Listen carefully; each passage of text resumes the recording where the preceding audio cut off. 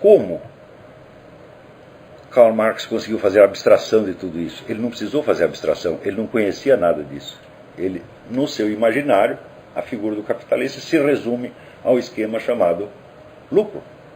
Então, basta isso para você ver que todo o restante da descrição que ele vai fazer do sistema capitalista é como se fosse uma regra do jogo, abstrata,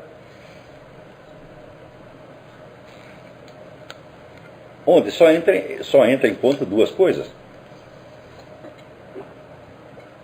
A mecânica do lucro, de um lado, e a venda do tempo de trabalho pelo trabalhador do outro. E de quando que existia um capitalismo assim? Eu digo, nunca. É claro que isso precisa estar presente para um capitalismo funcionar, mas só isso não basta para fazer. Ou seja, é um capitalismo abstrato, definidos tão somente pelos elementos matemáticos, né, de um jogo entre o capital e o trabalho. Não é de espantar, então, que, com base nesse puro esquema abstrato, ele tenha feito previsões quanto ao desenvolvimento da sociedade capitalista, previsões que deram completamente errado. Quer dizer, aconteceu tudo exatamente o contrário do que ele disse.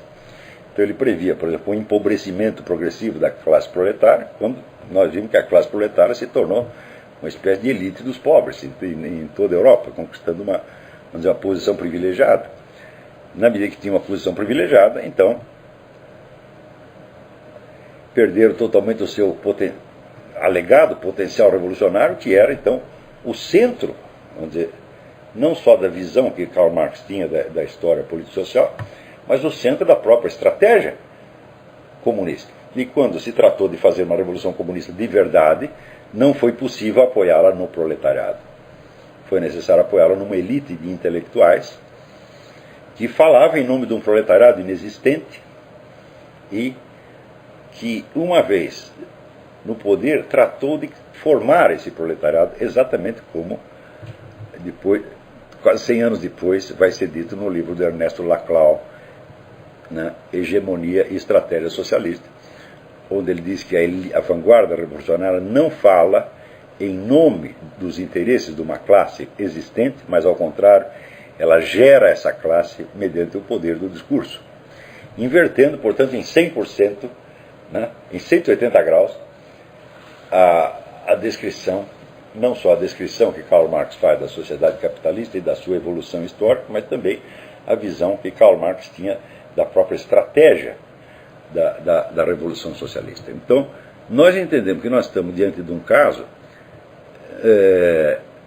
de uma experiência humana estritamente limitada, paupérrima, da qual o indivíduo tenta espremer, vamos dizer, como um limão, da qual já se tirou um limão seco, da qual ele espreme para tirar as últimas gotas inexistentes. Em suma, entendemos que tudo aquilo é uma simples invenção, né? E é uma coisa, vamos dizer, de um artificialismo absolutamente sufocante. No entanto, o que acontece quando as pessoas leem este material de Karl Marx, né? Elas não podem se contentar só com aquele esquema que ele lhes deu. Elas vão preencher esse esquema com as suas próprias imaginações. E, naturalmente, o esquema capital e trabalho é compatível com uma infinidade, vamos dizer, de narrativas imaginárias diferentes. Você pode preencher aquilo com 1001 elementos. Por exemplo, como Karl Marx fala da alienação do trabalho, quer dizer, você pega a sua energia vital, seu tempo, né? O tempo é a substância da vida humana. Você cede o tempo, você vende o seu tempo, tá certo? Então você está alienando, passando para uma outra a sua própria existência. A palavra alienação, né, quando lida, ela pode evocar na cabeça do cidadão 1001 situações diferentes. Por exemplo, você pode fazer uma analogia entre a alienação e o processo da transferência que se dá durante uma psicanálise. Transferência quer dizer que o seu psicanalista começa a desempenhar algumas funções que seriam do seu ego. Quer dizer, o ego é o bicho que vai fazer a mediação ali entre o id, quer dizer, as paixões profundas, e o superego, quer dizer, as inibições morais. Então, como você tem as duas forças, uma pressionando de baixo, outra pressionando de cima, o ego tem que resolver o conflito ali no meio. Como você não consegue resolver o conflito, o que você faz? Você se aliena, você passa aquela função que seria do seu ego para o psicanalista. Então, pronto, temos aí uma analogia, né, baseada na simples palavra alienação. Não é isso?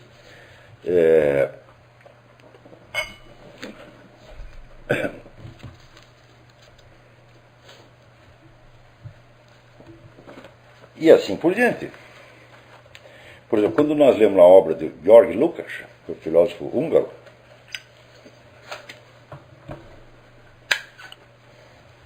e vemos como o esquema da alienação foi ali ampliado até se tornar um esquema descritivo geral da existência humana, nós entendemos que Georg Lukács está preenchendo com a sua própria experiência imaginária de grande leitor da literatura, né, o esquema abstrato que Karl Marx lhe forneceu. Ora, então, aí nós vemos que um esquema baseado numa experiência muito pobre, tá certo? Transformada pela sua própria pobreza em conceito abstrato, genérico, pode, justamente pela sua pobreza, ser preenchido pelas inúmeras riquezas imaginárias dos seus ouvintes. E esse mecanismo que eu estou lhes dizendo, basta para explicar toda a história da evolução do pensamento marxista. Porque cada leitor preencheu aquilo com os seus próprios conteúdos. Tá certo? Então, é evidente que quando um sujeito como Laclau aparece, o livro dele aparece em 85. Então, são 140 anos depois de ter aparecido o Manifesto Comunista e 110 anos depois de ter aparecido o primeiro volume de O Capital. Quando o indivíduo diz, olha, o que produz a história é o discurso. Quer dizer, o discurso cria a classe que retroativamente o legitima. Eu digo, olha, isso aí para mim é o contrário do marxismo.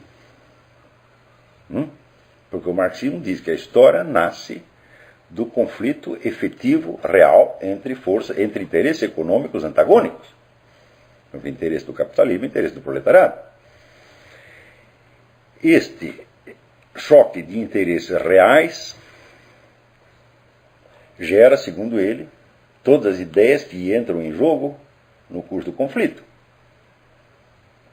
100 e tantos anos depois aparece o sujeito e diz, olha, não existe interchoque nenhum de interesses reais, é tudo uma função do discurso. Né? A fala humana cria toda esta impressão. Não é isso? Me parece que isso aí é o oposto do marxismo. No entanto, Laclau fala dentro de uma tradição que é marxista e ele acredita que é marxista. Tá certo? Então, não espanta que essa tradição marxista seja constituída de uma sucessão de ideias que tem pouco ou nada a ver com a sua origem nos escritos de Karl Marx e frequentemente é antagônica a ela. Né? Então, é claro que é uma coisa paradoxal. Quer dizer, sempre que eles negam Karl Marx, eles dizem que o estão confirmando. Tá certo? Por quê? Porque como a substância de experiência que está na origem é muito pobre e você tem somente o esquema abstrato, esse esquema abstrato é fácil de ser transportado analogicamente para milhões de outras experiências completamente diferentes. Você não pode fazer isso com Platão, por exemplo. Por quê? Como o substrato de experiência humana que embasa a origem das ideias de Platão está exposta nos escritos, ela está presente nos escritos, quer dizer, você tem ali a experiência e as ideias que foram dali deduzidas. Isso significa que o próprio Platão está convidando você a conferir as ideias dele pela experiência. Você pode refazer imaginativamente ou até realmente as experiências e pode dizer se as conclusões dele são verdadeiras ou falsas. Tanto que Platão capricha muito mais na narrativa dos diálogos do que na exposição das suas conclusões finais. Frequentemente as suas conclusões são tentativas ou experimentais. Ele não tem certeza do que ele está dizendo. Quer dizer, por exemplo, quando você lê o livro Timeu, que é uma descrição da estrutura do cosmos, o tempo todo ele está hesitando. Ele não sabe se aquilo é uma verdade ou uma ficção. Ele está dizendo, isso aqui foi o que eu concluí, mas podia tirar outras conclusões. Então, você tem ali a conclusão final abstrata, a experiência originária, que lhes deu a inspiração, e o trajeto de uma coisa a outra. O trajeto, evidentemente, pode ser corrigido. Isso quer dizer que o leitor de Platão não está livre para interpretar aquilo de qualquer maneira, ou para fazer a analogia que ele bem entenda. Então,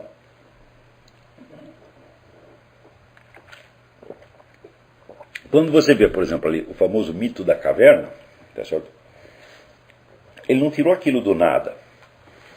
Quer dizer, ele viu que um sujeito chamado Sócrates, tá certo? Tinha, de certo modo, feito uma experiência de introspecção, sondando, vamos dizer, a origem das suas próprias ideias e valores, e tinha vindo desse fundo com uma série de novidades que podiam parecer inverossímeis àqueles que estavam ouvindo. Então, quem é esse homem da caverna? É o próprio Sócrates. Quer dizer, não é uma coisa inventada. Então, isso significa que a interpretação do mito da caverna está, de certo modo, delimitada pela experiência que lhe deu origem.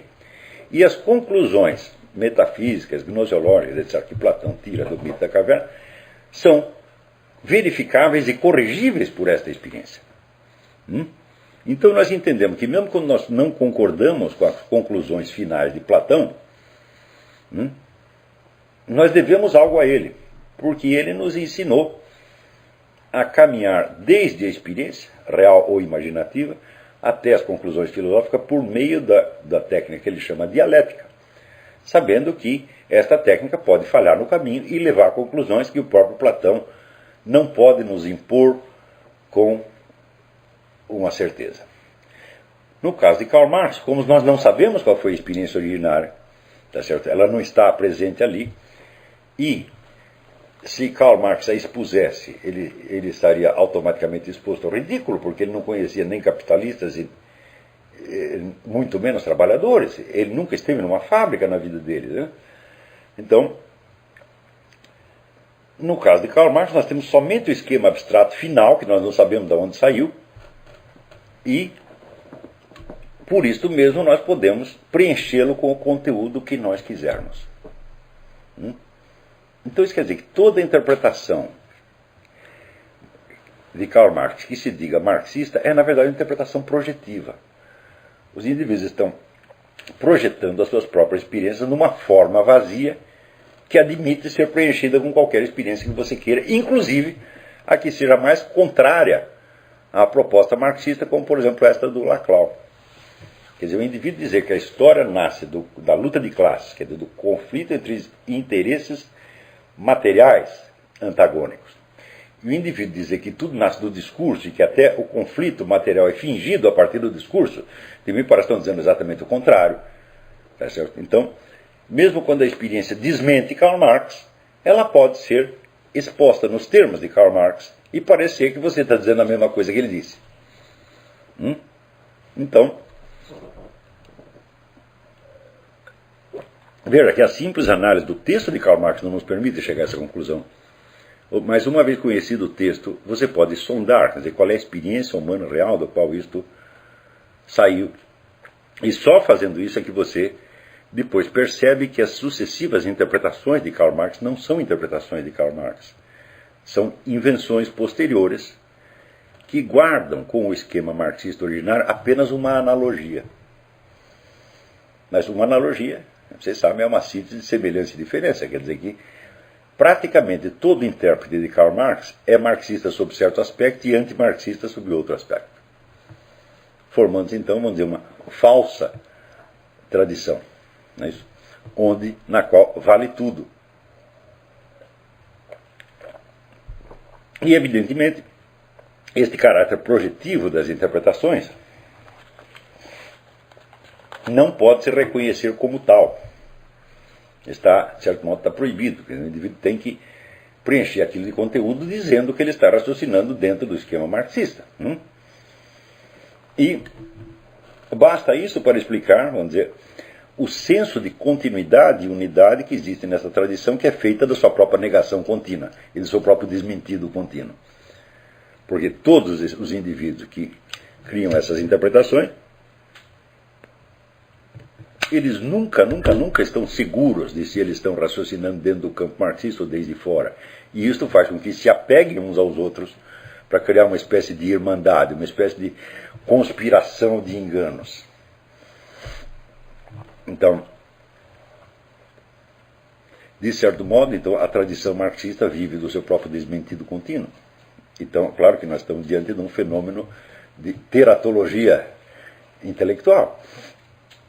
Então, a tradição marxista, nesse sentido, não coincide, não se parece com nenhuma outra tradição filosófica ao longo dos tempos. Por exemplo, nós podemos falar de uma tradição platônica, tá certo?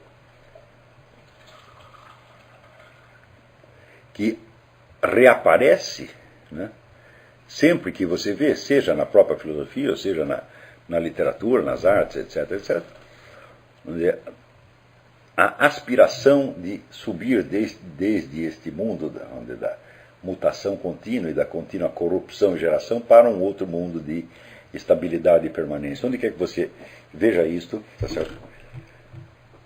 Você sabe que você está dentro da tradição platônica, por quê? Porque esta é a experiência originária, né, de Sócrates.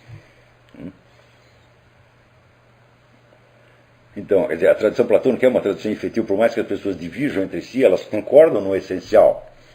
Mas no caso da tradição marxista, ela é feita de indivíduos que discordam no essencial. E que somente tem, vamos dizer, entre um e outro, a continuidade, vamos dizer, de uma cumplicidade estratégica, por exemplo, são membros do partido, ou colaboram com o partido, etc., etc., e que, por outro lado, só estão unidos uns aos outros, no que diz respeito ao conteúdo das suas ideias, por um vínculo analógico, que pode ser inclusive de analogia inversa. Então, é claro que uma discussão, toda discussão séria da tradição marxista, é impossível nos termos dela própria. Não se pode discutir com pessoas que dizem há e não há ao mesmo tempo. Não se pode discutir com uma tradição que é feita do seu próprio desmentido. Porque o que quer que você diga já está desmentido de antemão. Isso aí é como, né, sei lá, Dilma Rousseff, que é a favor e contra o aborto ao mesmo tempo. Tá certo? Então você não pode discutir com ela, porque se você é acusado de ser abortista, ela diz que não é. E se você reclama que ela não está dando suficientemente apoio ao aborto, ela diz que é o contrário, que ela já deu apoio. Então você não tem como discutir.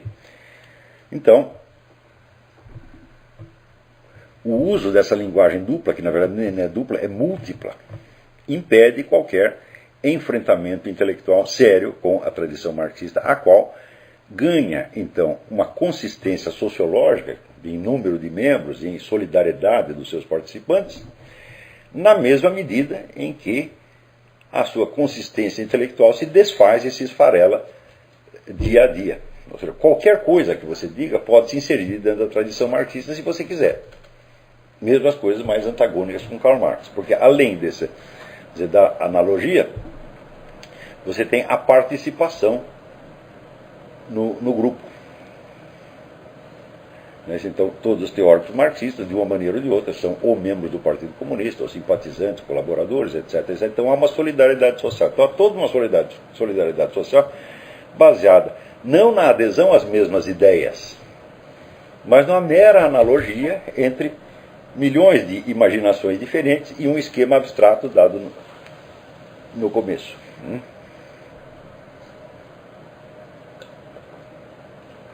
Daí, digo eu, que o marxismo não possa ser discutido nos seus próprios termos.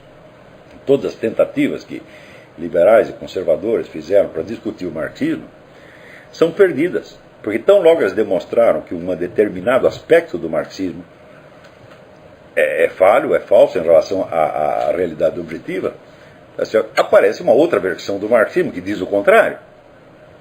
A mesma coisa acontece com a teoria da evolução.